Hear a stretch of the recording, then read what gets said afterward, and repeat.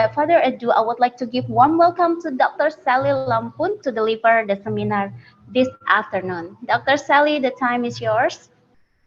Thank you, Nancy. Terima It's kasih, my Nancy. pleasure. You're welcome. It's my pleasure to be with all of you again. Ini adalah kebahagiaan untuk saya untuk bisa bersama-sama dengan Anda semua sekali lagi. And today we are going to talk about a difficult topic. Dan hari ini kita akan membahas suatu topik yang agak sulit. Yeah, discipline Disiplin. for easy obedience. Untuk penurutan yang lebih mudah. Can obedience be easy? Apakah penurutan bisa mudah? Yes, it can, Ya bisa, but many times it isn't. tapi kebanyakan tidak. We'll look at the theory behind discipline, Kita akan membahas tentang teori di balik disiplin ini sendiri. and we'll look at the reality of living with discipline. Dan kita pun akan melihat tentang realitas di balik kehidupan dengan disiplin ini. You know, when we had children, Anda tahu bila saat kita mempunyai anak, we were not given a manual. kita tidak diberikan buku pedoman. Yeah, when we buy something new, you know, a new appliance, you always have a manual which we can always refer to. Biasanya kalau kita membeli sebuah peralatan baru, kita akan diberikan buku instruksi atau manual. But unfortunately, children and babies don't come with a manual. Namun sayangnya saat kita mendapatkan seorang anak atau bayi, kita tidak diberikan buku manual atau buku instruksi ini.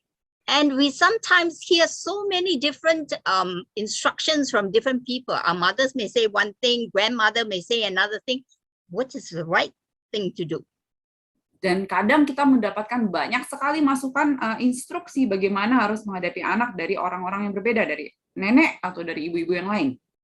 So this afternoon, Jadi sore hari ini, we will attempt to come up with some theories that have been proven to be good, kita akan mencoba melihat beberapa teori yang telah terbukti cukup berhasil, some guidelines that we can follow, beberapa pedoman yang dapat bisa kita ikuti.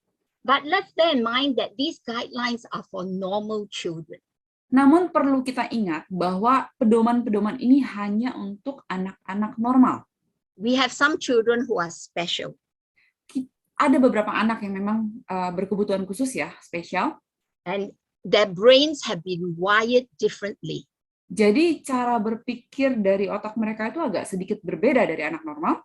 And for these kids, such as autistic children, kids with special phobias, children with anger management issues. Jadi untuk anak-anak khusus ini, seperti anak-anak autistik, anak-anak dengan fobia atau ketakutan tertentu ya, ketakutan khusus, ataupun anak-anak dengan masalah kemarahan yang tidak bisa mereka kontrol, these parents have to seek professional help. sayangnya orang tua dari mereka ini harus mencari bantuan profesional. Okay, so let's look at the basic assumptions we have. Mari kita kembali lagi kepada asumsi dasar dari dari seminar ini. Okay, we are coming from a Bible-based perspective. Sekali lagi, kita selalu kembali pada dasarnya Alkitab.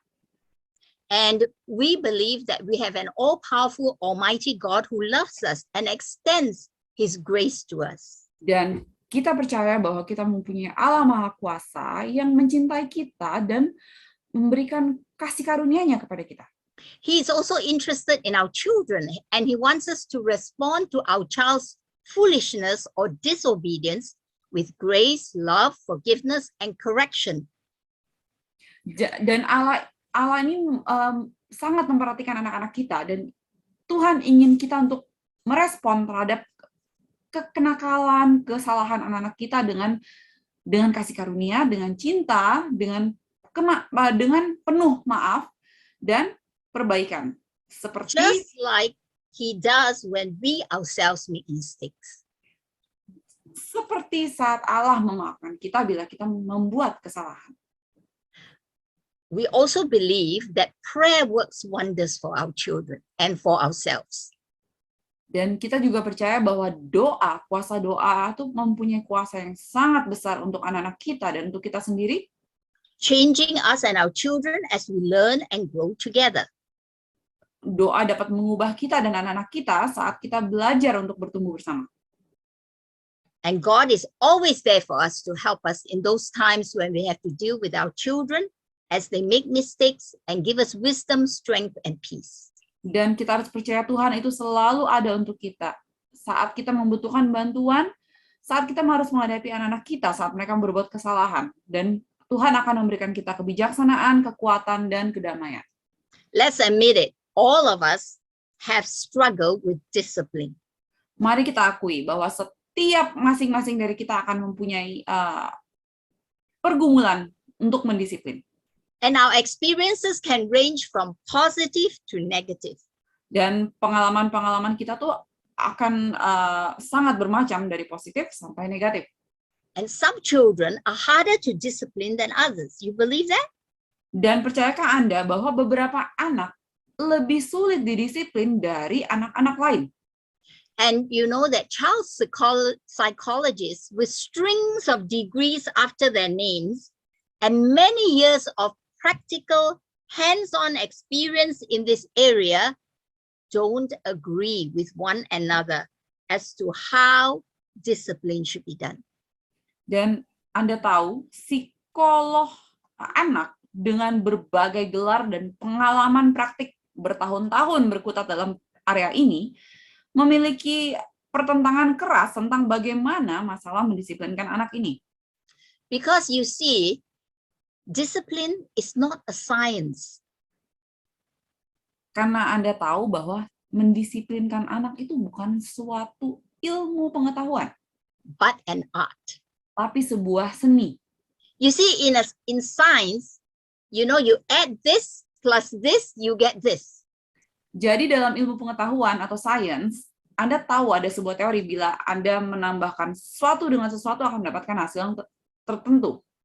But an art, we never know what is the outcome. Namun dalam seni atau kesenian, kita tidak bisa tahu hasilnya itu seperti apa. Yeah, you can mix two things together, you may come up with a totally different thing every time. Anda bisa mencampur dua hal dan hasilnya bisa berbeda setiap saat Anda mencampur itu, hasilnya akan beda-beda terus. And that's how it is with discipline. Dan itulah halnya dengan mendisiplinkan anak. There are no magic formulas for bringing up a child. Tidak ada formula khusus yang magic untuk mendidik dan membesarkan anak. Every child is unique. Setiap anak itu unik, berbeda. Every child is different. Setiap anak pasti berbeda dari anak lain. Bringing up a child is an education in itself. Jadi mendidik anak itu sendiri adalah sebuah pengalaman pembelajaran untuk kita. And if you discipline, you are entering a school. Dan saat Anda mendisiplinkan anak, Anda seperti masuk ke dalam sebuah sekolah.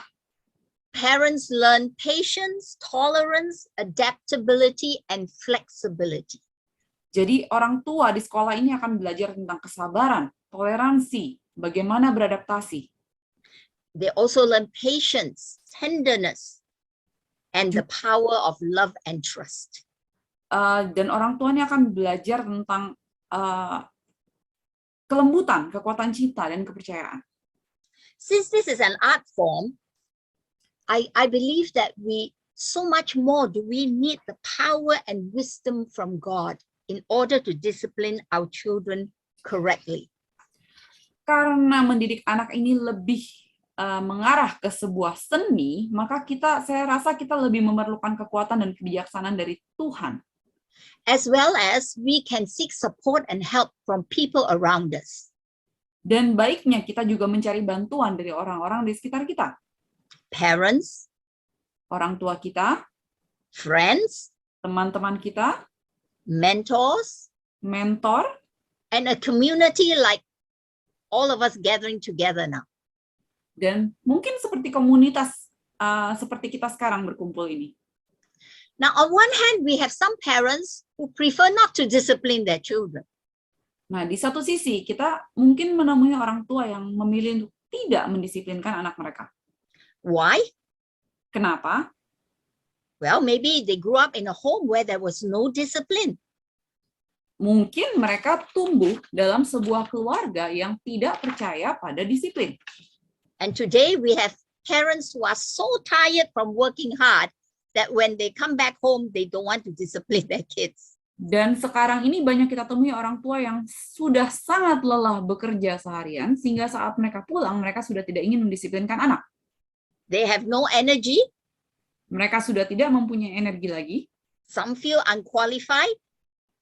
Bahkan beberapa dari mereka merasa tidak memenuhi syarat.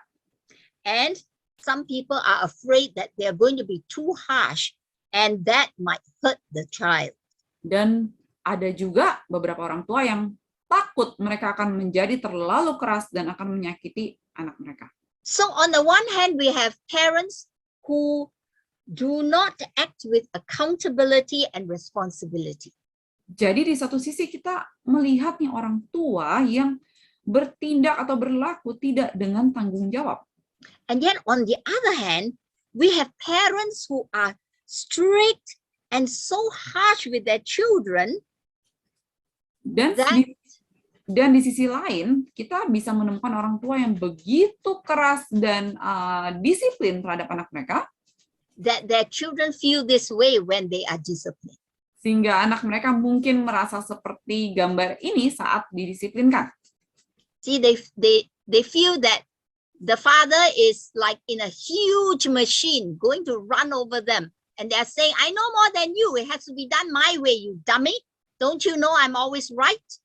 Dan anak-anak ini mungkin merasa seperti orang tua mereka akan menggilas mereka dengan sebuah mesin besar, dan orang tua mereka akan berkata, saya tahu lebih banyak dari kamu, bodoh. Kamu kan tidak tahu apa-apa, saya yang selalu benar. I'm an expert at this. I can do anything better than you. I don't care what you think. Your mistakes are dumb. Nah, orang-orang tua seperti ini sering kali berpikir bahwa mereka adalah expert dalam bidang ini. Mereka bisa melakukan semuanya lebih baik dari anak-anak mereka, dan mereka tidak peduli pendapat anak mereka, dan bahwa anak mereka selalu membuat kesalahan bodoh. And then the children are thinking, are you trying to hurt us? Dan anak-anak itu mungkin akan berkata, apakah kamu akan menyakiti saya? And they don't feel loved at all. Dan mereka tidak merasa dicintai. And yet, you know, this father might be saying, I'm doing this because I love you. Dan mungkin Anda akan mendengar akhirnya sang ayah ini akan berkata, saya melakukan ini semua karena saya mencintai kamu. You know, in a study that was done with children, Anda tahu dalam sebuah penelitian yang dilakukan dengan anak-anak, they found that those children, like these two here in the picture, who feel that their parents don't really love them, diketemukan bahwa anak-anak seperti ini yang mungkin mereka merasa bahwa orang tua mereka tidak mencintai mereka, and they have to repress all these feelings of fear and you know, of being unloved all this time. Dan mereka akhirnya tuh harus menekan perasaan mereka selama ini bahwa saat mereka merasa tidak dicintai oleh orang tua mereka ini, because the parents are so much bigger than them. Karena tentu saja orang tua mereka bertubuh lebih besar dari mereka. As the children grew, dan saat anak-anak ini bertumbuh, and they went to university and became adults, dan saat mereka pergi ke universitas untuk kuliah dan menjadi orang dewasa, they found that all this unhappiness inside, mereka akan menemukan kembali perasaan tidak bahagia ini di dalam hati mereka, made them very rebellious. Dan akan membuat mereka sangat melawan. And they transferred this hostility to other authority figures like teachers, maybe the principal, or you know, the policeman, or whoever are in authority positions. Dan akhirnya anak-anak ini akan menyalurkan perasaan tidak nyaman mereka, tidak senang mereka ini kepada figur-figur dengan jabatan atau otoritas, seperti polisi, guru, dan siapapun yang dengan otoritas. And this affected the child's later relationships with others. Dan ini juga akan mempengaruhi hubungan anak-anak ini dengan nantinya, In a negative way. dengan buruk ya tentunya. And in society, we find that these are the rebels, the criminals, the gangsters. Dan dalam kehidupan sosial, kita akan menemukan anak-anak seperti ini yang akhirnya menjadi anak yang suka melawan, gangster, kriminal. You know, most parents say we love our children, isn't it? Anda tahu, kebanyakan dari orang tua pasti mengatakan bahwa mereka mencintai anak-anak mereka. But the more important question is, how does your child perceive your love? Namun hal yang lebih penting adalah bagaimana cara anak Anda menerima cinta kasih Anda. Do you feel loved? Apakah anak ini merasa dicintai? For example, there was a mother who used to work very, very hard. Contohnya ya, ada seorang ibu yang bekerja sangat keras. She owned a company, Dia mempunyai sebuah perusahaan, always traveling. selalu terbang pergi ke luar kota. But as soon as she came back, she would buy expensive gifts for her daughter. Namun saat ia kembali ke rumah, ia selalu memberikan hadiah-hadiah mahal untuk anak perempuannya. But she had no time to attend those concerts the daughter was in, or any school functions where the daughter was performing. Namun di sisi lain, ibu ini tidak pernah mempunyai waktu untuk menghadiri acara-acara saat anak ini tampil di sekolah, seperti konser atau pertunjukan. She loved her daughter very much. Dia tentunya sangat mencintai anak perempuannya. But did her daughter feel loved? Namun apakah anak perempuannya ini merasa disayang? There's no need to say there was no time to discipline her at all. Dan jangan lagi kita perlu bahas, tentu saja tidak ada waktu untuk mendisiplinkan anaknya. Because she was put in the charge of other caregivers, such as a babysitter and a maid. Karena anak ini diurus oleh babysitter atau pembantu ya. So today we'll look at the what, why, and how of discipline. Dan sekarang kita akan membahas tentang apa, mengapa, dan bagaimana cara mendisiplin. So that our children understand that discipline, when we discipline them, we love them. Agar anak-anak kita tuh bisa mengerti bahwa saat mereka didisiplin itu sama dengan kita mencintai mereka. In 2 seminars ago, we talked about time equals love. Dalam 2 seminar sebelum ini kita membahas bahwa waktu sama dengan cinta. Today we are going to talk about discipline equals love. Namun pada seminar kali ini kita akan membahas bahwa disiplin sama dengan cinta kasih. Now, why do we discipline? Oke, sekarang mengapa kita mendisiplinkan anak? We discipline not because we don't love the child. Kita tidak mendisiplin anak karena kita tidak mencintai mereka ya. Something has gone wrong. Sesuatu akan berubah menjadi sebuah kesalahan. Because of childish irresponsibility. Karena kenakalan kanak-kanak. And this childish irresponsibility leads to disobedience. Dan kenakalan anak-anak ini yang tidak bertanggung jawab ini akan menuju kepada ketidakmenurutan. And this will lead to something we call willful disobedience. Dan akhirnya ini akan berubah menjadi willful disobedience atau perlawanan yang disengaja. In other words, I'm not going to listen to what you say. Dalam kata lain, anak ini akan berkata, saya tidak akan mau dengar apa yang kamu bilang. I'm going to do what I want to do. Saya akan melakukan apa yang saya inginkan. So discipline is to stop Jadi the childish irresponsibility from developing into willful disobedience. Jadi intinya disiplin ini adalah untuk menyetop progres dari kenakalan atau tanggung-jawaban anak-anak, ya, perilaku anak-anak menjadi perlawanan yang sengaja. So because when a child is willfully irresponsible and defiant at home, Karena saat anak-anak ini menjadi orang-orang yang benar-benar sengaja tidak menurut di rumah, when they become adults, saat mereka bertumbuh menjadi orang dewasa, they will show the same defiance for the law of the country and society. mereka akan menunjukkan perlawanan yang sama terhadap hukum yang ada di negara kita. You see, the Bible tells us this. Anda lihat di Amsal 22 ayat 15 di Alkitab dikatakan bahwa kebodohan melekat pada hati orang muda, tetapi tongkat didikan akan mengusir itu daripadanya. Yes, we need to correct our children, Kita harus memperbaiki tingkah laku anak kita. but not always using the rod or the tongkat. Dan tidak harus selalu menggunakan tongkat untuk memukul. The rod that's mentioned in this text refers to different ways of disciplining our children. Jadi tongkat dalam ayat ini sebenarnya adalah cara mendisiplinkan anak kita maksudnya. And it doesn't always mean spanking. Dan itu tidak selalu berarti memukul. You see, the Bible tells us that God disciplines us because he loves us. Dan di Alkitab dikatakan bahwa Allah mendisiplinkan kita karena Allah mencintai kita. And children who grow up without any discipline will feel unloved and alone.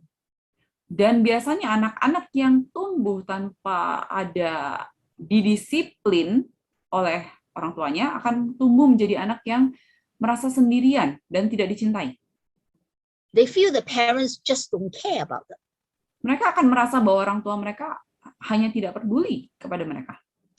So why do we do discipline? Jadi mengapa kita mendisiplinkan anak? Well, we have goals in discipline, right? Oke, kita mempunyai sebuah tujuan kenapa kita mendisiplin. We discipline because we want to share our values, what is right and wrong, acceptable and not acceptable. Kita itu mau mendisiplin anak untuk mengajarkan mereka nilai-nilai yang kita percaya. Mana yang benar, mana yang salah, mana yang bisa diterima, dan mana yang tidak bisa diterima. And we discipline because we want to teach responsibility.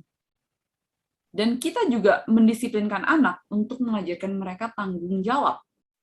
And we want to encourage self-government. Dan mendorong penguasaan dan pengontrolan diri. Because later as they grow, they need to exercise self-control and independence. Karena nantinya dalam hidup mereka perlu mempraktekkan pengendalian diri dan dan kemandirian. You know, there was a pair of parents who were very, very strict with their children. Jadi contohnya ada sepasang suami istri yang sangat keras pada anak mereka. And they had a lot of strict rules. Dan mereka memiliki banyak sekali aturan-aturan yang sangat keras. Now the children were very upset. Dan anak-anak mereka akan menjadi sangat kesal. But they kept it all inside. Namun anak-anak ini menahan semuanya dalam hati. As soon as the boy left home, Dan begitu anak laki-laki ini meninggalkan rumah, he didn't want to study. dia tidak mau belajar lagi. He didn't want to follow the rules anymore. Dia jadi tidak mau mengikuti aturan lagi. He dyed his hair red and purple and blue. Dia akan mengecat rambutnya merah, biru, dan ungu. And it was very interesting because my daughter was studying in the same university as he was. Dan ini sangat menarik karena anak perempuan saya berkuliah di tempat yang sama dengan anak laki-laki ini. And one day he found out that his father was coming to the university to visit him. Dan satu hari anak laki-laki ini mengetahui bahwa ayahnya akan datang mengunjungi dia di kampus. So he quickly dyed his hair black again. Dan dia buru-buru mengecat kembali rambutnya menjadi hitam. But is this how we want our children to behave while they are far away from us? Namun apakah ini yang kita inginkan anak kita berlaku saat mereka jauh dari kita? Can they stand on their own and be independent Bisakah mereka berdiri sendiri dan menjadi independen? and have the right kind of values of what is right and what is wrong? Dan mempunyai pemahaman yang benar tentang apa yang benar dan salah. And to have responsibility to themselves Dan mempunyai tanggung jawab untuk diri mereka sendiri. and not do things just because the parents say you cannot do it. Dan bukannya mereka melakukan sesuatu hanya karena orang tua mereka bilang jangan. Yeah. So, if we discipline correctly, Jadi Anda tahu bila kita mendisiplinkan anak kita dengan benar, our children will behave the same in front of us and behind our backs. anak-anak ini nantinya akan berperilaku sama, baik di depan kita maupun di belakang kita. Now, we need to send two very strong messages to our young kids, especially those from 0 to 4 years old. Nah, kita harus memberikan dua pesan yang sangat penting kepada anak-anak kita, khususnya yang berusia 0 sampai 4 tahun. If you have not told your kids these two sentences, you need to do that. Bila Anda belum mengatakan kalimat-kalimat ini kepada anak Anda, maka Anda perlu. It doesn't matter how old they are. Sebenarnya tidak penting berapapun usia mereka. I love you more than you possibly understand. You are precious to me, and I thank God every day that He let me raise you. Nomor 1, Anda harus mengatakan, saya mencintai kamu lebih dari yang bisa kamu bayangkan. Kamu sangat berharga untuk saya, dan saya sangat berterima kasih kepada Tuhan bahwa Tuhan telah membiarkan saya untuk bisa membesarkan kamu. Because I love you, I must teach you to obey me. Dan kedua, karena saya menyayangi kamu, saya harus mendidik kamu untuk menurut kepada saya. That is the only way I can take care of you and protect you from things that might hurt you. Itu adalah satu-satunya cara bagaimana saya bisa menjaga kamu dan melindungi kamu dari hal-hal yang bisa menyakiti kamu. Okay, when we let our children know that this is the basis why they are being disciplined. Saat kita menjelaskan dan membuat anak-anak kita sadar bahwa ini adalah dua hal dasar mengapa kita mendisiplinkan mereka, then they will feel loved. Maka mereka akan merasa dicintai. In Proverbs chapter 29, verses 15 and 27, it says this. Dalam Amsal 29 ayat 15 dan 27 dikatakan seperti ini. Tongkat dan teguran mendatangkan hikmat, tetapi anak yang dibiarkan mempermalukan ibunya. Didiklah anakmu, maka ia akan memberikan ketentraman kepadamu dan mendatangkan sukacita kepadamu. So correct your son. Jadi, and tegurlah anak-anak Anda. And he will give delight to your soul. He will make you happy later on. Dan akhirnya ia akan membuat Anda bahagia, memberikan kebahagiaan untuk jiwa Anda. Okay, let's look at the basic components of discipline. Mari kita perhatikan komponen-komponen dasar dari disiplin. The first component is a very important one. It is teaching. Oke, komponen dasar pertama adalah mengajar. Yeah, you're teaching your child what is right and what is wrong, what is acceptable and what is not acceptable. Kita mengajarkan anak kita apa yang benar dan apa yang salah, apa yang bisa diterima dan apa yang tidak bisa diterima. You are teaching choice making. Anda akan mengajarkan cara mereka membuat pilihan. You see, they will have to make decisions when they are adults. Anak-anak kita nantinya akan harus membuat pilihan mereka sendiri saat mereka dewasa nanti. Especially when they leave home as teenagers. Terutama saat mereka bertumbuh menjadi remaja dan mereka meninggalkan rumah. When they are far away from you in university, will they make the right decisions? Jadi saat anak-anak ini jauh dari kita dan mungkin berkuliah di universitas, apakah mereka bisa membuat pilihan yang benar? So we need to teach making choices. Maka itu kita perlu mengajarkan mereka cara membuat pilihan. And one big component of discipline is communication. Dan komponen lain yang utama adalah berkomunikasi. It's a key to understanding your child and him understanding you. Itu adalah sebuah kunci untuk bagaimana kita bisa mengerti anak kita dan anak kita untuk mengerti kita juga. And the second thing about communication is we need to be positive. Dan hal kedua yang berhubungan dengan komunikasi adalah kita harus bersikap positif. Avoid using the word don't. Hindari atau kurangi menggunakan kata-kata jangan. You see, children like to climb up on chairs, isn't it? Contohnya, anak-anak kecil itu suka sekali memanjat kursi. Instead of saying, don't climb up on that chair, Kita sering berkata, jangan manjat. what do we say? Jadi, daripada mengatakan itu, apa yang harus kita lakukan? Sit on the sofa or sit on the floor. Kita harusnya mengatakan duduk di sofa atau duduk di lantai. Yeah, it's hard for us not to say don't. Sangat berat di awal ya untuk tidak mengatakan jangan. But try to be positive.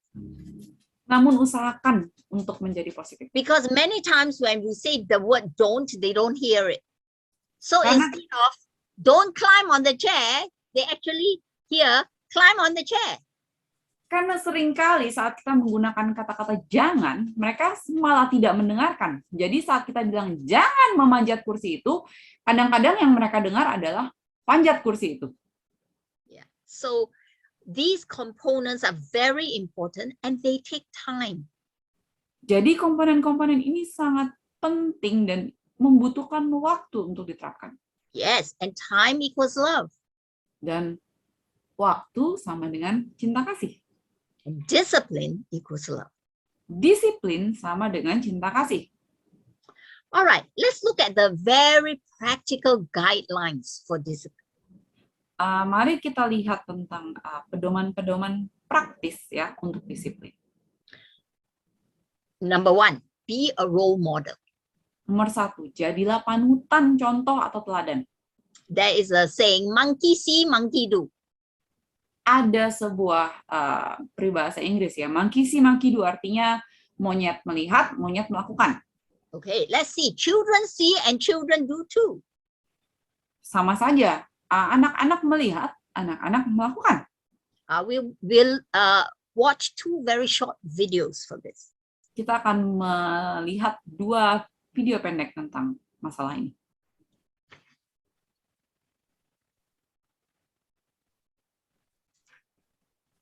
I would need to turn on the sound, right? For the video. See whether you can hear any sound. Yes, we can.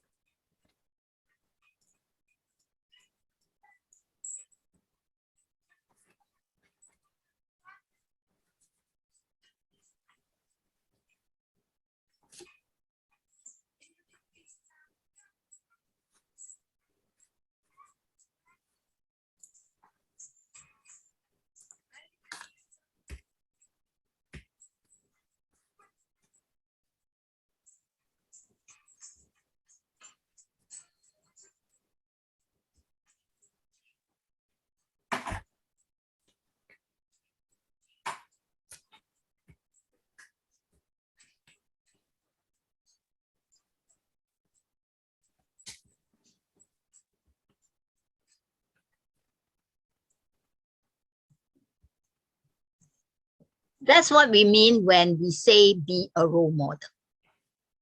Itu yang kita maksud saat kita mengatakan jadilah panutan atau contoh. If you want your children to be a certain way, you do the certain thing. Bila Anda inginkan anak Anda untuk melakukan sesuatu hal, Anda juga harus menjadi contoh tersebut. If you don't want your children to eat between meals, then you don't eat between meals. Bila Anda menginginkan anak Anda tidak makan di antara makanan utama, maka Anda juga harus jangan makan di antara saat makan utama. If you don't want your children to be TV addicts, then you don't be a TV addict yourself. Bila Anda tidak ingin anak Anda kecanduan televisi, maka Anda juga jangan terus-terusan menonton televisi. Because children see and children do. Karena anak-anak melihat dan mereka mencontoh. I just read a research which says that, 40% of parents are screen addicts. Saya baru saja melihat research bahwa 40% dari orang tua adalah kecanduan layar. Yeah, they're always on their phone, their iPad. Orang tua ini selalu melihat handphone mereka, iPad mereka, komputer mereka. And so no wonder we have so many children who are screen addicts as well. Maka tidak heran bila kita sekarang memiliki anak-anak yang menjadi adiktif kepada layar. Now this next point is easy to say but very difficult to do. Oke, next poin berikutnya ini sangat mudah untuk diucapkan namun sangat sulit untuk dilakukan. It says never discipline in anger. Dikatakan di sini jangan pernah mendisiplinkan anak saat Anda marah. When your children disobey you, how do you feel inside? Sebenarnya saat anak Anda tidak menurut, bagaimana yang Anda rasakan dalam hati? Aren't you upset? Apakah Anda kesal? Aren't you angry? Apakah Anda marah? One mother told me, I feel like killing the child. Ada seorang ibu yang mengatakan kepada saya, aduh saya rasanya ingin mematikan anak ini. And you tell me not to discipline in anger? Dan Anda berkata pada saya bahwa saya tidak boleh mendisiplinkan dalam kemarahan. I say yes. Saya katakan ya. You are an adult. Anda adalah orang dewasanya. You are in control. Anda yang mempunyai kontrol. Yeah. Do you have self-control? Nah, apakah Anda mempunyai pengendalian diri?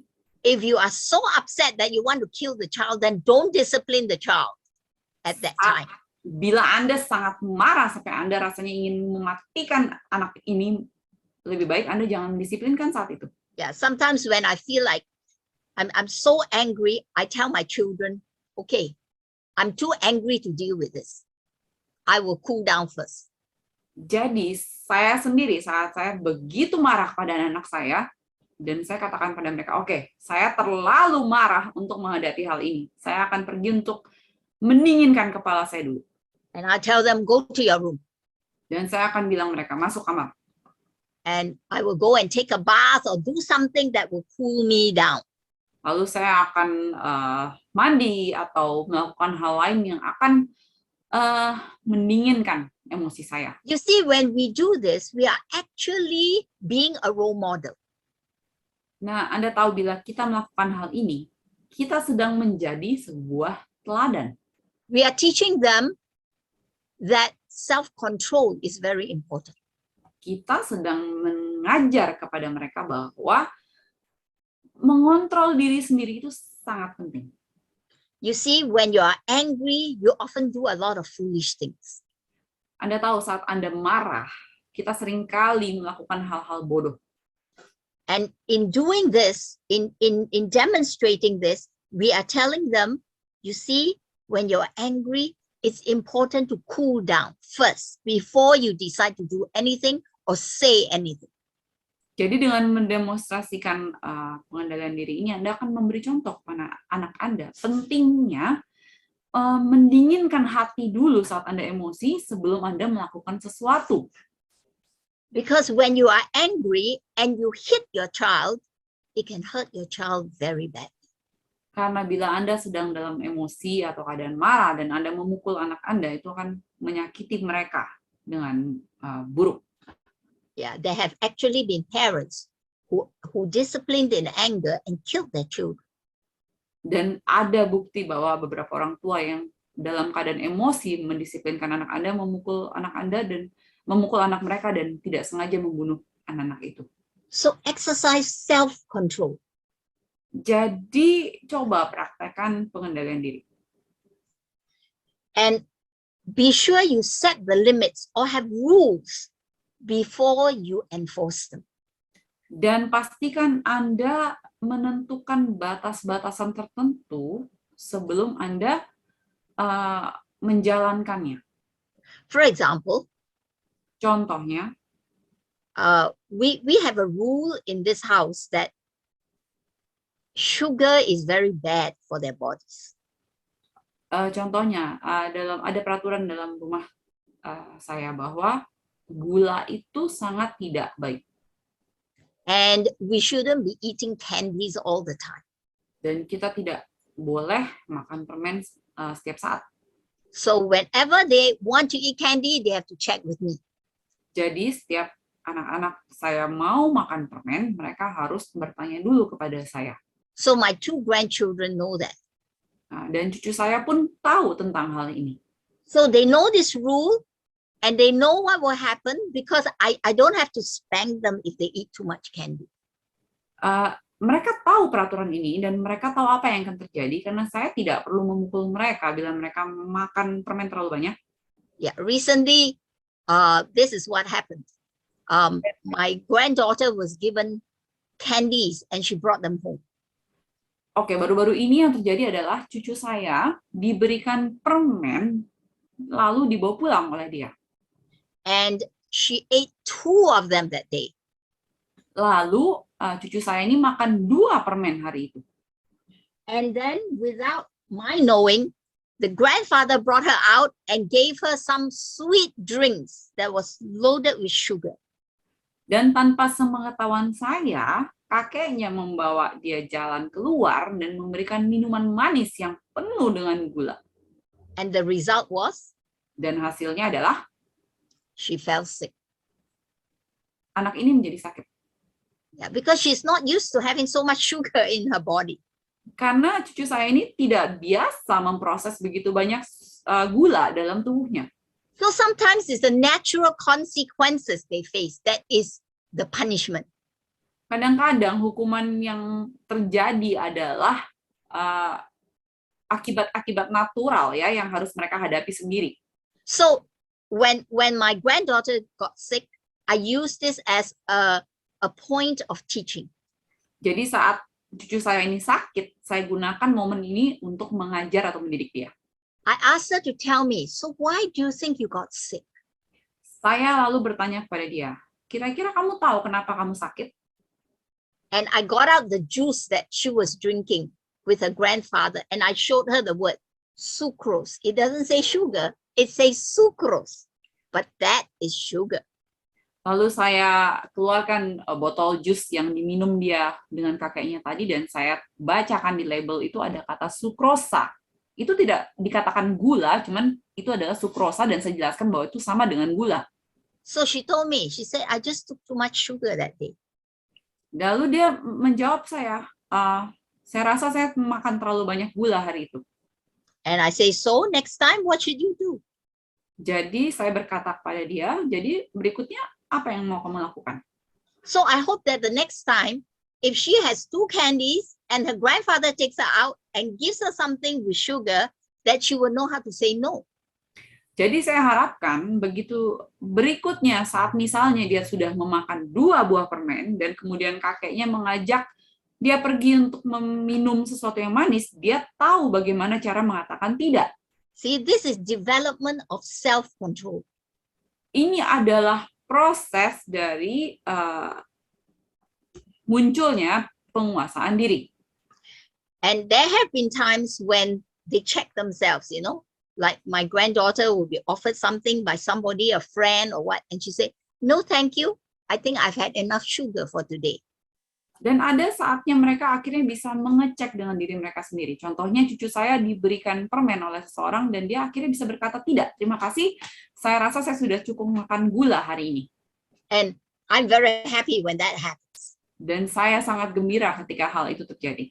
But children are children. Namun anak kecil tetap saja anak kecil.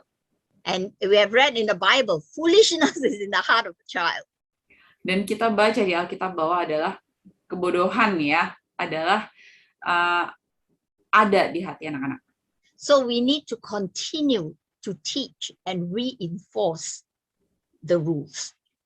Jadi kita perlu terus-terusan mendidik mereka dan menanamkan peraturan itu kepada mereka. And this next one is a biggie. It's be consistent. Dan pedoman berikutnya ini penting ya. Anda harus konsisten. It's not easy. Ini tidak mudah.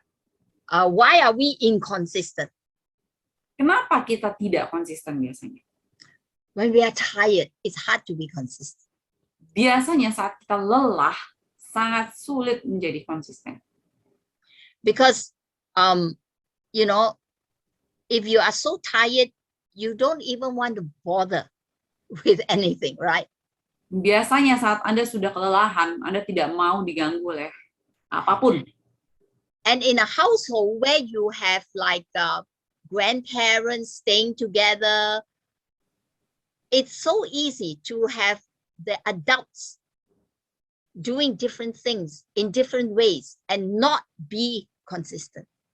Dan khususnya dalam sebuah rumah tangga, saat biasanya orang tua tinggal bersama kakek nenek mereka, itu sangat umum terjadi bahwa orang-orang dewasa ini melakukan hal-hal yang berbeda. Yeah. And being inconsistent is the worst thing that can work against good discipline. Dan ketidakkonsistenan ini menjadi hal yang sangat tidak baik saat kita ingin mendisiplin anak kita. So the adults in the home need to get together and agree on how to handle different situations. Jadi orang-orang dewasa yang tinggal serumah ini harus berkumpul bersama dan mengadakan persetujuan tentang apa yang harus dilakukan atau persetujuan tentang cara mendisiplinkan anak. Yeah, and this is one of the hardest things to do. Dan ini adalah salah satu hal tersulit yang harus dilakukan. Yeah, like for example, you leave your children with your mother or your father. Contohnya, bila kita meninggalkan anak kita kepada oma-opanya, and grandparents may have a different idea from how you want to bring up your children. Dan tentu saja nenek kakek ini biasanya memiliki pandangan berbeda tentang bagaimana cara mendidik anak. And that will result in inconsistency. Dan ini akan memunculkan ketidakkonsistenan. Yeah. Okay, another guideline.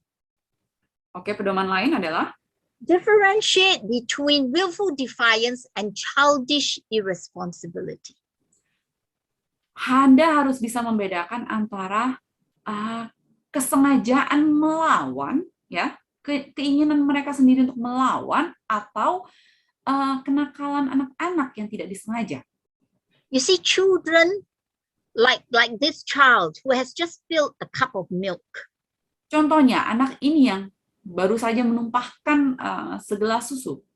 Is it willful defiance or childish irresponsibility? Apakah ini adalah ketidaksengajaan atau anak-anak, ya, memang perlakuan anak-anak, atau memang kesengajaan mereka untuk melawan? Yeah, he didn't mean to do it. It's an accident. Tentu saja ini adalah kecelakaan dan anak ini tidak sengaja menumpahkan susunya. And so you should not punish the child. Jadi jangan kita hukum bila ia tidak sengaja. But if the child takes the whole carton of milk and throws it on the floor, that is willful defiance. Namun bila anak-anak ini mengambil satu kotak susu dan melemparnya ke lantai, makanya adalah ketidakmenurutan yang disengaja. So when you are faced with willful defiance, you need to respond with confidence. Jadi saat Anda dihadapi oleh perlawanan yang disengaja ini, Anda harus menghadapinya dengan penuh kepercayaan diri. And always help the child to save face. Dan selalu biarkan anak Anda untuk tetap punya muka. Yeah, you know what's the meaning of save face? In Asian society, saving face is very important, isn't it? Anda tahu di komunitas Asia tuh punya muka depan orang lain tuh sangat penting ya. Jadi jangan dibikin malu. Yeah. So it's good when challenged that you ask the child, what happened? Jadi baiknya bila anak Anda tuh men-challenge Anda, melawan Anda baiknya bertanya, apa yang terjadi? Let the child explain. Give him a chance. Jadi berikan dia kesempatan untuk menjelaskan. And if you have to discipline, always discipline in private. Dan akhirnya bila Anda harus mendisiplin, usahakan Anda mendisiplinkannya tidak di depan umum. Don't do it in public. Jangan lakukan di depan orang banyak. Yeah. Now, spanking. Oke, sekarang tentang memukul. Yeah. When a child is willfully defiant, that calls for spanking. Jadi saat anak ini terang-terangan sengaja melawan, memang perlu dipukul. But it should be used only as a last resort. Namun, ini harus dilakukan sebagai cara terakhir. Yeah. And use other methods like persuasion, talking to him first, and never use the hand to spank. Dan usahakan Anda menggunakan cara-cara lain terlebih dahulu ya, seperti membujuk, menjelaskan, dan usahakan jangan menggunakan tangan saat Anda memukul. The hand is for loving. Tangan ini hanya untuk menyayangi. Usually when you spank, what do you use? You use the rotan, right? Biasanya saat Anda memukul, Anda menggunakan rotan, kan? And where do you spank? Dan di mana Anda memukulnya? You always spank the bottom where there's a lot of flesh. Dan biasanya kita pukul di pantat yang banyak dagingnya. Yeah, not other places. Bukan di tempat-tempat lain. So spanking is as a last resort, not the first. Okay? Jadi memukul ini harus menjadi jalan terakhir ya, bukan jalan pertama.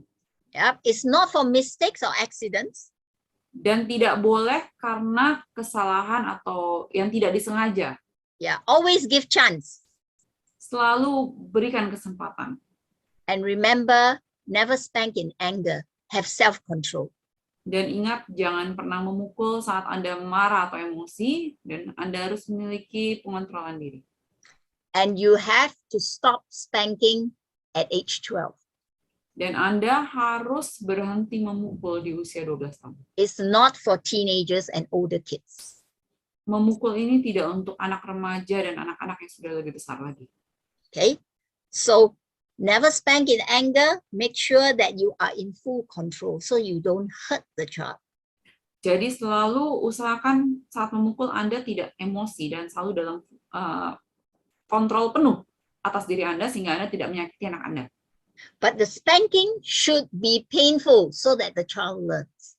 Namun memukul ini juga harus cukup sakit supaya anak ini bisa belajar. Okay? And it's very important that after spanking that you love the child. Namun sangat penting setelah Anda memukul anak ini, Anda harus menunjukkan cinta kasih Anda. Okay, we will talk about it more later. Let unconditional love be your guide. Biarkan kasih yang tanpa syarat ini menjadi pedoman Anda.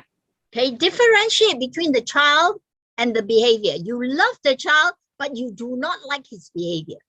Anda harus bisa membedakan antara anak dengan perilakunya. Anda mencintai anak Anda, namun Anda tidak suka perilakunya. God loves the sinner, but hates the sin. Allah mencintai pendosa, namun tidak menyukai dosanya. Don't scold the child. Criticize the behavior. Jadi jangan marahi anaknya, namun kritiklah perlakuannya atau perbuatannya. Don't say, you are so stupid, you are useless, or things like that. Jangan katakan hal-hal seperti, kamu tuh bodoh, nggak ada gunanya. But criticize the behavior. Namun kritiklah perbuatannya. For example, you will say, was that a nice thing to do to pull your sister's hair? Contohnya Anda bisa mengatakan, apakah itu hal yang benar kalau kamu menarik rambut adik perempuanmu? Yeah, we are focusing on the behavior, what he did. Jadi kita harus berfokus pada apa yang sudah dia lakukan. And teach forgiveness. Dan ajarkan mereka memaafkan. By modeling forgiveness yourself. Dengan mencontohkan memaafkan dari diri kita sendiri. For example, if let's say my grandchildren, step on my head or my hair or something. Contohnya, cucu saya tidak sengaja menginjak rambut saya atau kepala saya. And so after that, I say, ouch, that was so painful. Lalu otomatis saya akan berkata, aduh itu sakit sekali. And they say, sorry. Lalu mereka tentunya akan minta maaf dan bilang sorry. Then you need to forgive them. Maka Anda harus memaafkan. So teach forgiveness. Jadi didiklah mereka untuk memaafkan. And learn to forget. Dan belajar untuk melupakan. Some people say, I can forgive, but I cannot forget. Beberapa orang mengatakan bahwa saya bisa memaafkan, tapi saya tidak bisa melupakan. Yes. We have to learn to forget.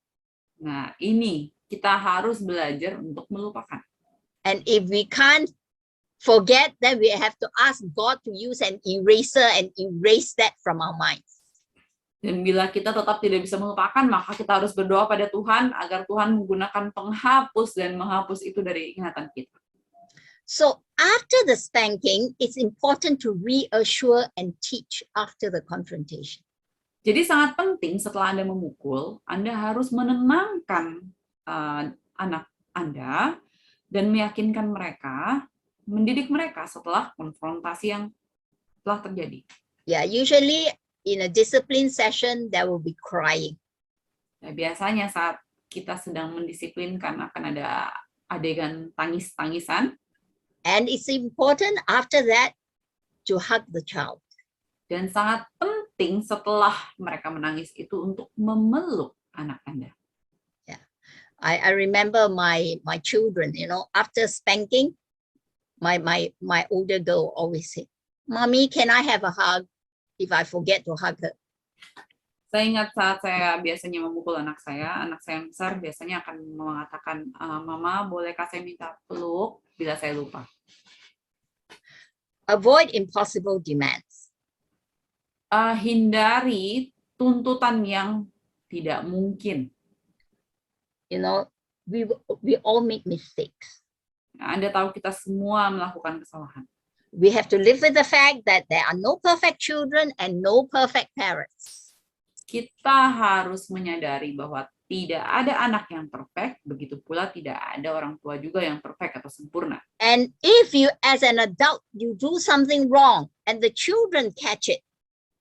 Jadi bila Anda sebagai orang dewasa melakukan sesuatu yang salah dan anak Anda meniru ya atau melihat, and they say, you did something wrong.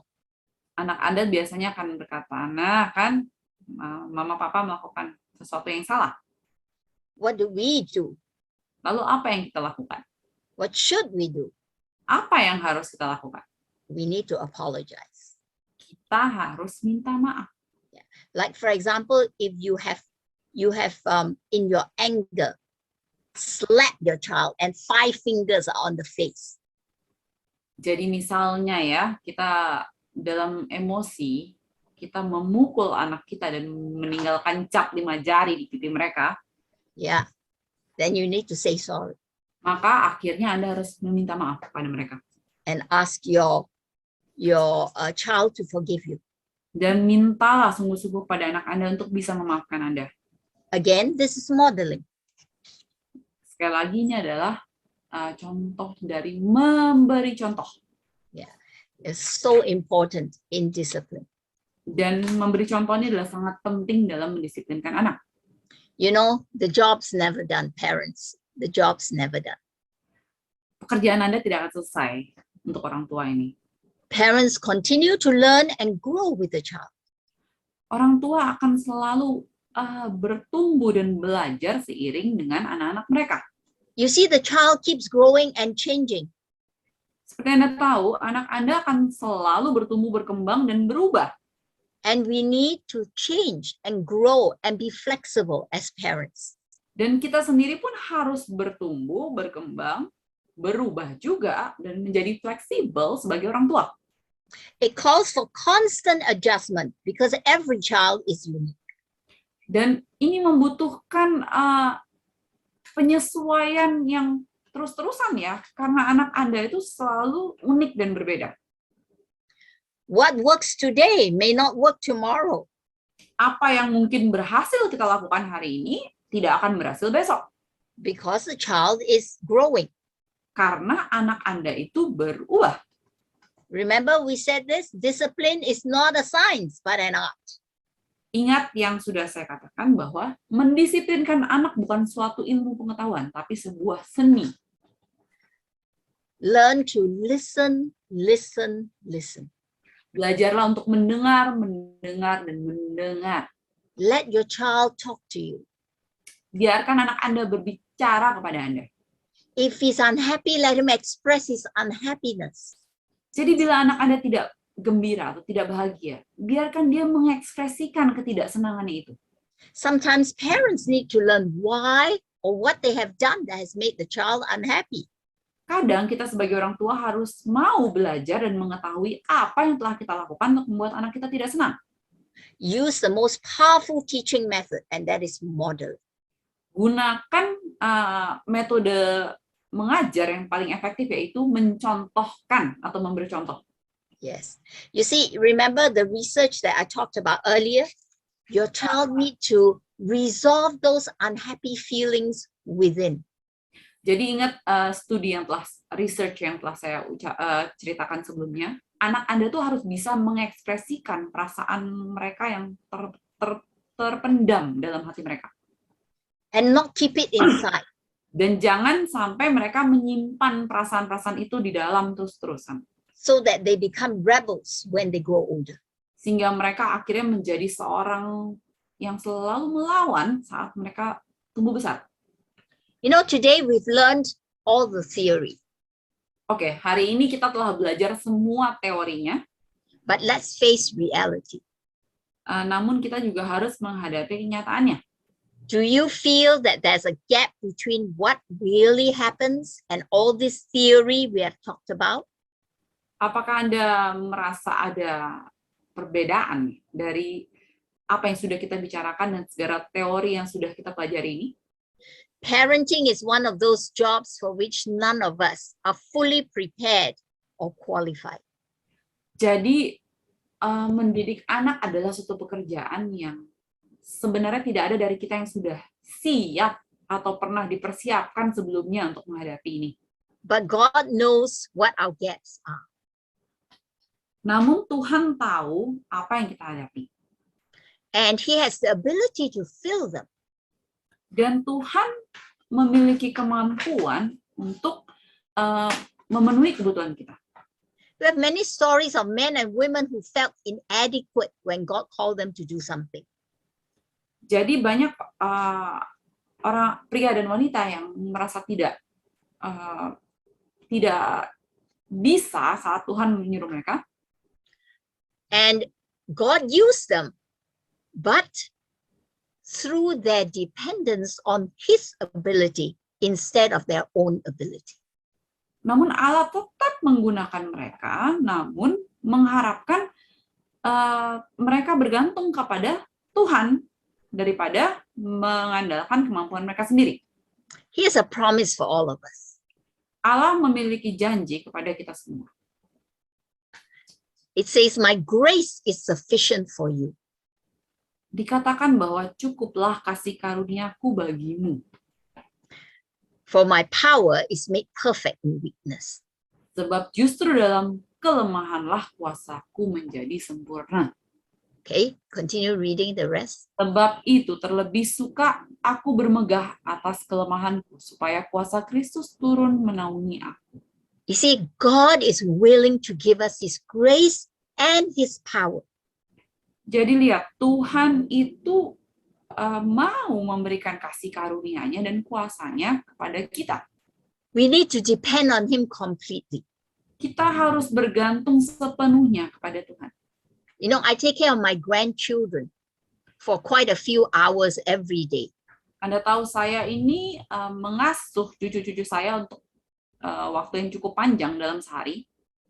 And I depend on God a lot.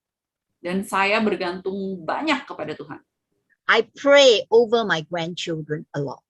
Saya berdoa untuk cucu-cucu saya. Because I Banyak-banyak. know I have a lot of gaps. Karena saya tahu saya memiliki banyak perbedaan kekurangan ini. Yeah, sometimes I get angry. Kadang-kadang saya emosi. Sometimes I don't follow the theory Kadang saya tidak mengikuti teori yang seharusnya ini. and I make my mistakes. Dan saya sendiri membuat kesalahan. But I always ask God to fill in the gaps. Namun saya selalu memohon Tuhan untuk mengisi perbedaan antara teori dan kenyataan ini. Would you like us to pray for those gaps? Apakah Anda menginginkan kita untuk berdoa untuk mengisi perbedaan ini? Do you want us to pray for the safety of your children and for wisdom and self-control as you guide these young lives? Apakah Anda menginginkan kita berdoa untuk kebijaksanaan dan kekuatan saat kita membimbing hidup anak-anak muda ini? You know, I've been praying for each one of you. Anda tahu saya selalu mendoakan setiap dari kita masing-masing. I've been praying for all the children that belong to you. Dan saya mendoakan secara khusus anak-anak yang Anda miliki. And I will continue to do so. Would you raise your hand to say, can you pray for me? Dan saya akan terus berdoa untuk Anda, dan bisakah Anda raise hand bila Anda menginginkan saya untuk terus berdoa untuk Anda? Thank you. Thank you.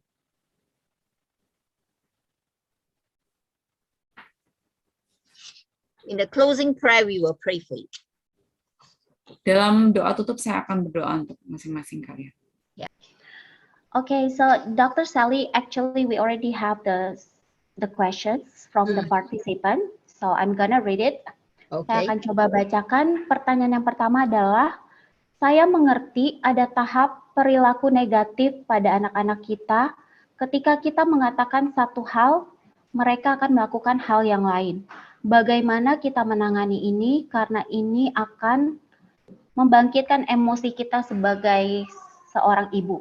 So I'm gonna translate to English.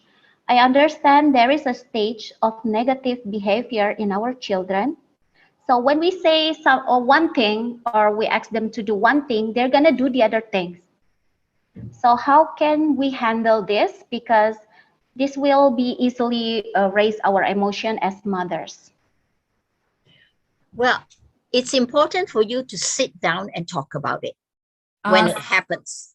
Sangat penting bila hal ini terjadi untuk Anda duduk dan membicarakannya. Why is it that you ask them to do a certain thing? Kenapa Anda menyuruh anak Anda untuk melakukan hal-hal itu? And why is it that they didn't listen and did something else? Dan kenapa anak Anda tidak menuruti? Yeah, maybe they have a good reason. Mungkin saja dia mempunyai alasan yang baik. Yeah. For example, I give you an example. When my children were teenagers, Contohnya, saat anak-anak saya sendiri sudah remaja, we have a curfew time. kita mempunyai waktu malam ya, batas malam. Yeah, they have to come back before 10 o'clock Mereka harus selalu pulang sebelum jam 10 malam. because I want to sleep early. Karena saya sendiri mau tidur cepat. And I cannot sleep if my children are out there somewhere. Dan saya tidak akan bisa tidur bila saya tidak tahu anak saya di mana.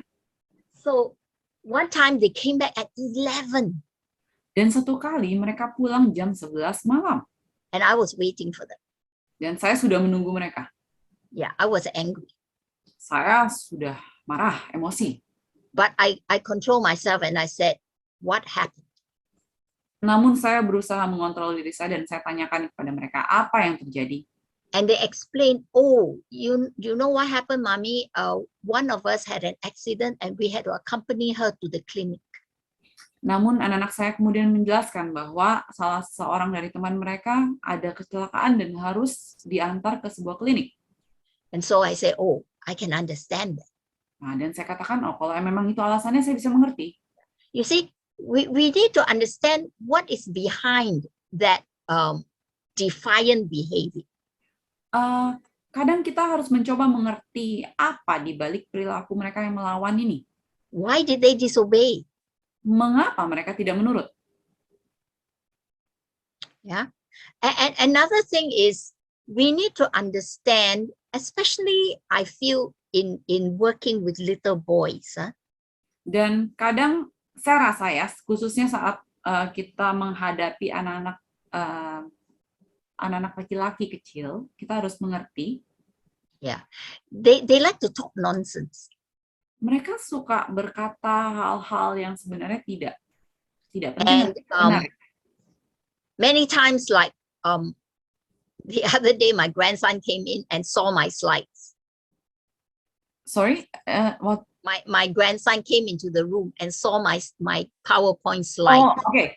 Waktu itu cucu laki-laki saya masuk kamar dan melihat slide PowerPoint saya. And he was reading them. Dan dia membaca slide-slide itu.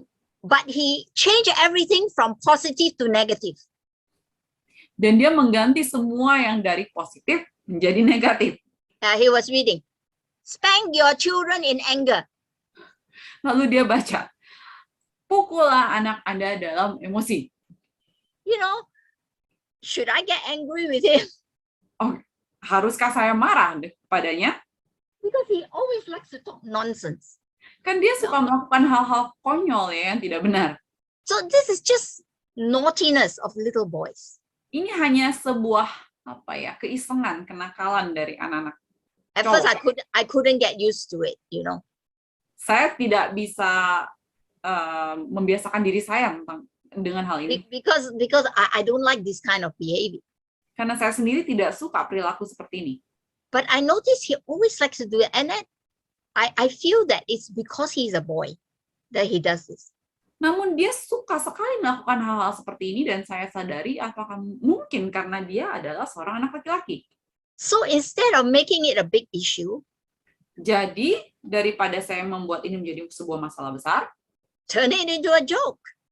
Ubahlah itu menjadi sebuah gurauan. I will catch him and say, "Come, I'll spank you in anger, okay? Let me show you how." Lalu saya akan bermain-main dan berkata, sini Oma tangkap kamu dan akan saya pukul kamu dengan emosi. Or sometimes I just ignore. Atau kadang-kadang saya abaikan saja. Yeah, but if it is something that is important, I don't know, no example was given as to what the disobedience is about. Namun bila hal itu penting, saya tidak tahu contohnya ketidakpenurutan ini seperti apa. Yeah, so let me give an example. For example, you gave, I don't know whether it still happens, but let's say that the teacher asked the parents to pay for something that's happening in school. Kita ambil contoh ya, misalnya guru di sekolah meminta orang tua membayar suatu hal untuk hal tertentu di sekolah. And your son or your daughter takes the money and doesn't give it to the teacher but spends it. Namun anak Anda mengambil uang tersebut dan menghabiskannya untuk hal lain. Now this is serious. Nah, hal ini adalah hal serius. So you need to sit down with the child and ask her, why did you behave like this? Maka Anda perlu duduk dengan anak Anda dan bertanya kepadanya mengapa ia melakukan hal ini. Explain to her that this is stealing. Terangkan kepadanya bahwa ini sama dengan mencuri. And this is dishonesty. Dan ini adalah sebuah ketidakjujuran.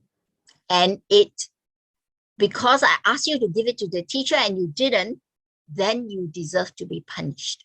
Dan karena saya sudah menyuruh kamu memberikan kepada gurumu dan tidak kamu lakukan, maka kamu harus dihukum. So I don't know what punishment you want to give. Maybe take away some of her lunch money or something, take away some privilege. Dan hukuman itu bisa Anda atur seperti mengambil uang jajannya atau hak-haknya ada yang Anda kurangi. Or you give a warning and say, the next time this happens, you're going to be spanked. Atau Anda bisa mengancam dan memberikan peringatan bahwa begitu lain kali diulangi, dia akan dipukul. Yeah, and usually I will set a limit to the spanking. Dan biasanya saya akan memberikan batasan kepada pukulan ini. Yeah, actually, my oldest girl, she's a very honest person.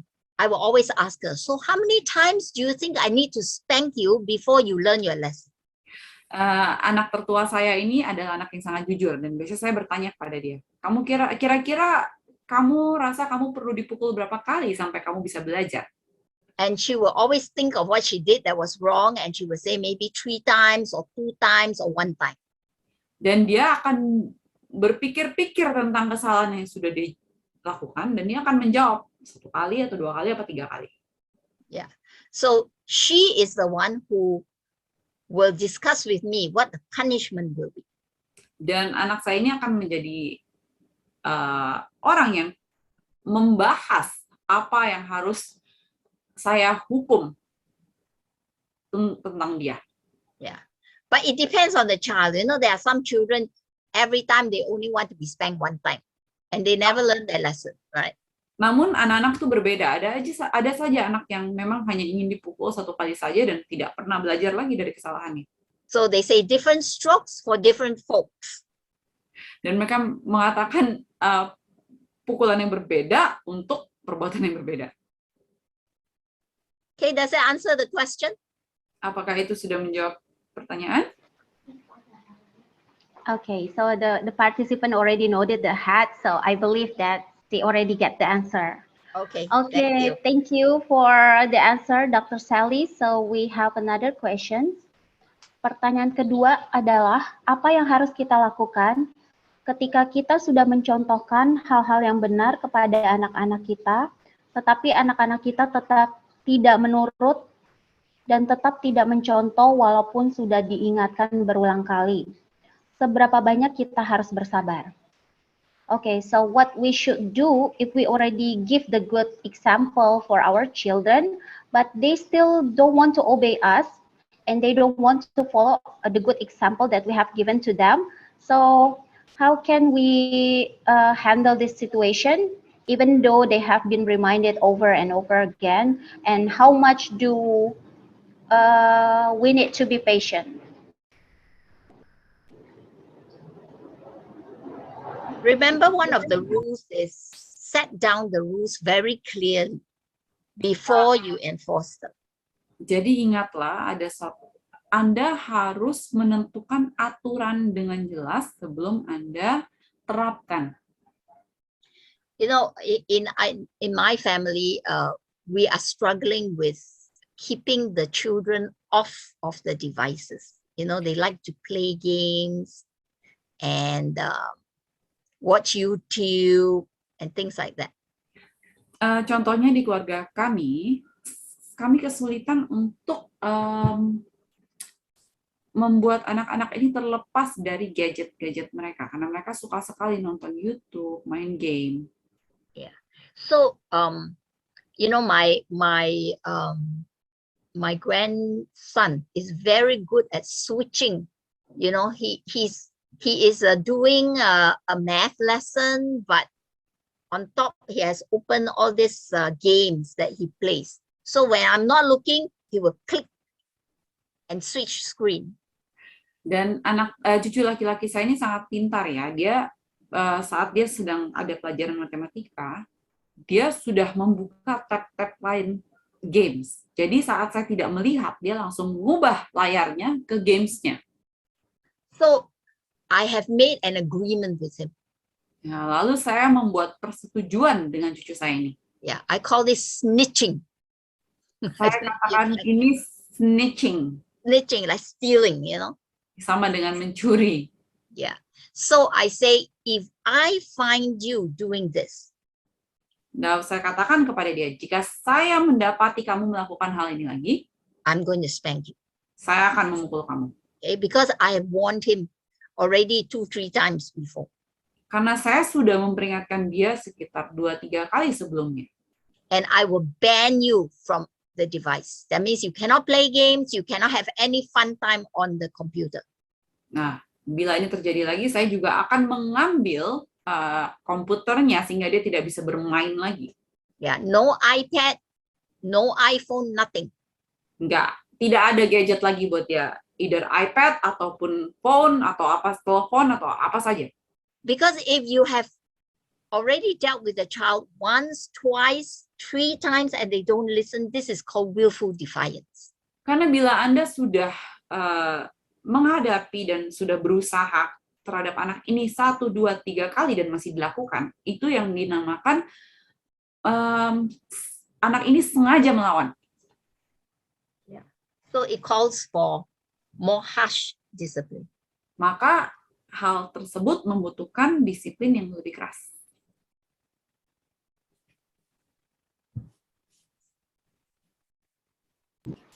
Okay, thank you for the answer, Dr. Sally. Okay, so we have the next question. The next question is, bagaimana menghadapi anak yang tidak suka dikritik dan lebih senang dipuji? Karena dari kecil terbiasa selalu dipuji, apalagi opa oma selalu memuji dan tidak boleh dimarahi. Saya sudah menasehati, tetapi dia marah. Okay, so how to deal with a child who doesn't like to be criticized and the child used to be praised in front of many people since childhood, and the grandparents always praise them and never allow the parents to scold them. So I have already advised my children, but he is angry. And I used to work before. It is said that I used to work before, and maybe because she is working, and then the grandparents try to, to take over the job of the mother. Okay, that is the question. Okay.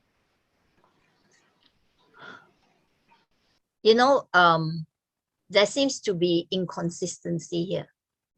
Nah, yang terjadi di sini adalah sebuah ketidakkonsistenan. Yeah, the grandparents handle the children one way, and the parents handle the children another way. Jadi nenek kakeknya menghadapi anak ini dengan cara tertentu dan orang tuanya mengendaki cara lain. And it's good to encourage the children.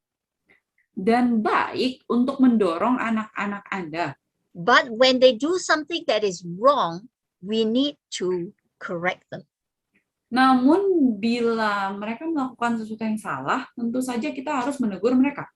And nobody likes to be criticized. We all know that. Dan kita tahu tidak ada dari kita yang suka untuk dikritik. But it's good to do this in private, not in front of other people. Namun baik untuk kita menegur atau mengkritik secara pribadi, ya, tidak di depan umum. Instead of directly telling the child, let the child tell you what's wrong. Mungkin caranya daripada Anda yang menunjukkan kesalahan anak ini, Anda pancing dia untuk menunjukkan kesalahannya sendiri. Yeah, many times I ask my grandchildren, so what do you think you did wrong? Jadi seringkali saya menanyakan kepada cucu saya, apa yang kamu rasa sudah kamu lakukan yang salah? Get it out of their own mouth. Usahakan mereka sendiri yang mengucapkan kesalahan mereka. Yeah, and it's good to remember, even when you criticize the child, that you stay positive. Dan sangat penting untuk kita ingat, bila kita ingin mengkritik, kita harus tetap bersikap positif. And balance it with encouragement. Dan kita harus menyeimbangkan antara kritikan dengan dorongan. Yeah. I hope that answers the question. Semoga itu menjawab pertanyaannya. Terima kasih, pelajaran sore hari ini sangat baik dalam hal mendidik anak. Yang saya tanyakan pada Ibu Seli. Halo Ibu Seli, selamat sore. Good afternoon. Buat Ibu Seli. Yang saya tanyakan, bila mana kita sudah berlalu, kan pelajaran ini baru kita hari ini, sementara anak kita sudah dewasa, apa yang kita bikin untuk memperbaikinya kembali supaya baik kembali? Misalnya pendidikan yang sudah kita bikin tadi itu sudah salah, padahal hari ini baru kita ada pelajaran yang seperti ini. Begitu. Terima kasih. Okay, maybe I'll translate for you.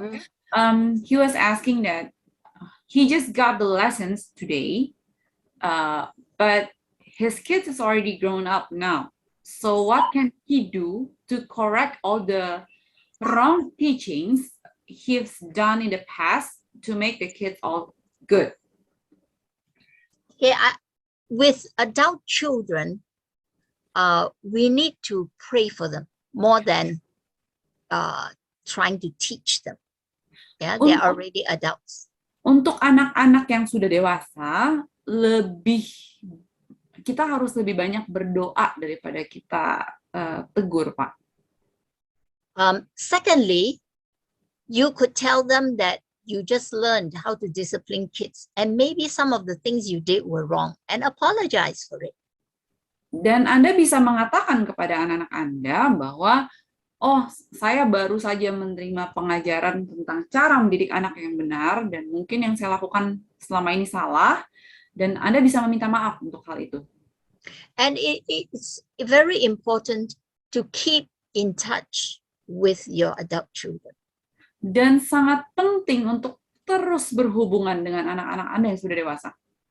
And if they ask for your advice, you can still advise them. Dan bila mereka meminta nasihat kepada Anda bisa tetap menasihati mereka.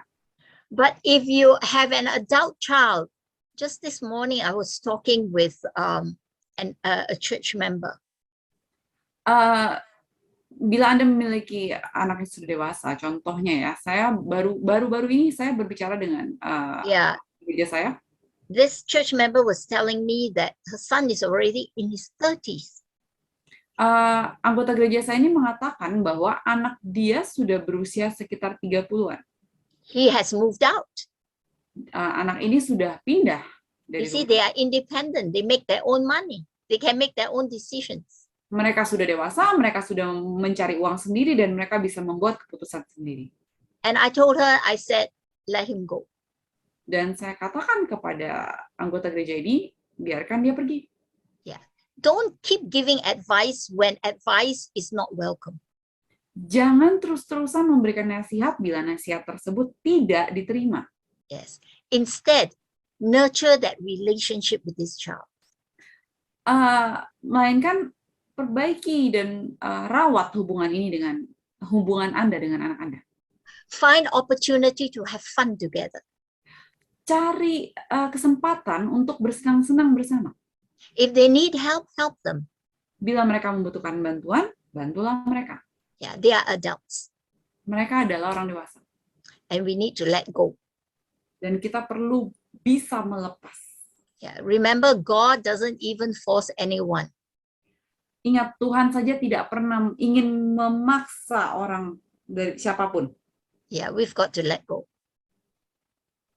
Kita harus bisa tahu kapan melepas. But keep praying. The most important is to keep them in prayer. Namun yang paling penting adalah terus masukkan mereka dalam doa. Pertanyaan terakhir yang akan saya bacakan, bagaimana dengan anak yang mengandalkan tangisan untuk diikuti kemauannya? Apalagi di depan umum, orang tua akan mengikuti kemauannya daripada malu, karena banyak orang dan anaknya menangis saja. Okay, so What about if the children like to cry in front of the public place? So the parents, in purpose that the parents will follow whatever they want to do, and the parents, because it's in the public place, so they want to, what is it? To don't be shy in front of the public. So the parents always follow what the children ask. Mhm. You see, once you give in, then the children know that it works. This method works with the parents. Jadi begitu Anda menyerah satu kali saja, maka anak ini akan tahu bahwa caranya berhasil. And when this kind of situation came up when my kids were small, Jadi waktu anak saya kecil dan situasi seperti ini terjadi, I would tell them, you can stand there and cry, but I'm going home. Bye-bye. saya akan bilang, kamu boleh berdiri di situ dan menangis, saya tidak peduli, saya akan pulang. Bye-bye. I will not give in. Saya tidak akan menyerah. And it might be good for you to sit down with the children if they are like maybe 6, 7 years old, sit down with them and warn them. This kind of situation is not going to get you what you want in future. This is exactly what I will do. Warn them first. Bila anak Anda berusia 6-7 tahun, Anda bisa mungkin duduk bersama mereka dan peringatkan mereka. Hal seperti ini tidak akan membuat kamu mendapat apa yang kamu mau. Anda harus memperingatkan mereka dulu. See, it calls for firmness on the part of parents. Jadi di sisi orang tua membutuhkan kekuatan ya supaya kita bisa teguh. Right. I know we don't want to be embarrassed. I understand that. Saya mengerti bahwa kita tidak mau malu. But I would rather teach my children the right way and be embarrassed than not to teach my children and save myself embarrassment. Jadi bila berhubungan dengan saya sendiri, saya lebih baik malu dan bisa mendidik anak saya daripada tidak malu tapi anak saya tidak dididik.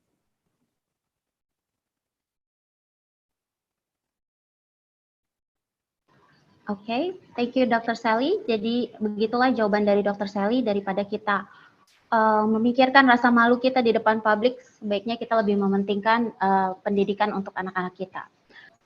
Baiklah, sebagai penutup acara kita pada sore hari ini, I would like to invite Dr. Sally to lead us in closing prayer. Okay, shall we pray? Our Father in heaven, Tuhan yang ada dalam kerajaan surga, we thank you so much that you have given us instruction from your word. kami sangat bersyukur karena Engkau telah memberikan begitu petunjuk dari kata-kata di Alkitab. We thank you for loving us and disciplining us. Kami bersyukur karena Engkau telah mencintai kami dan mendisiplin kami. And God, we pray that we will show the same kind of grace and mercy and forgiveness to our children. Dan Tuhan, kami memohon agar kami bisa menunjukkan kasih yang sama kepada anak-anak kami, cinta dan memaafkan mereka. Help us to love our children in the way that they feel that they are loved. Bantulah kami untuk bisa mencintai anak-anak kami dan agar mereka bisa menerima rasa cinta itu. You know, there are so many gaps. We make so many mistakes. Tuhan tahu kami telah begitu banyak membuat kesalahan. And we pray that you will come in and fill those gaps for us. Dan kami berdoa bahwa Tuhan akan memenuhi perbedaan-perbedaan yang kami hadapi ini. Bless every parent here. Berkatilah setiap orang tua yang ada di sini. Bless every child that is represented here. Berkatilah setiap anak yang diwakilkan di sini. And where we make mistakes, Lord, I pray you will step in with your grace. Dan setiap kesalahan yang kami buat Tuhan, kami berharap Tuhan akan datang mengisinya dengan kasih karunia Tuhan. So that your power is made perfect in our weakness. Sehingga kuasa Tuhan akan menyempurnakan kelemahan kami. Thank you, God, for guiding us. Terima kasih Tuhan karena telah membimbing kami selama ini. And we know that you love our children better than we do. Dan kami tahu bahwa Allah mencintai anak-anak kami lebih dari kami sendiri mencintai mereka. So we place our children into your good hands. Karena itulah kami menempatkan anak-anak kami dalam tangan Tuhan. Give us wisdom and strength as we deal with our kids, Berilah kami kebijaksanaan dan kekuatan dalam menghadapi anak-anak kami, that we may be the right models for them. agar kami bisa menjadi teladan yang baik untuk mereka. Thank you, God, for listening to our prayers. Terima kasih Tuhan untuk mendengarkan doa-doa kami. Forgive us where we have failed, Ampuni kami bila kami telah gagal, and lead us step by step so that we can properly discipline our children. dan tuntunlah kami langkah demi langkah agar kami bisa mendidik anak kami dan mendisiplinkan mereka dengan baik. In Jesus' name I pray. Dalam nama Yesus kami berdoa. Amen. Amin.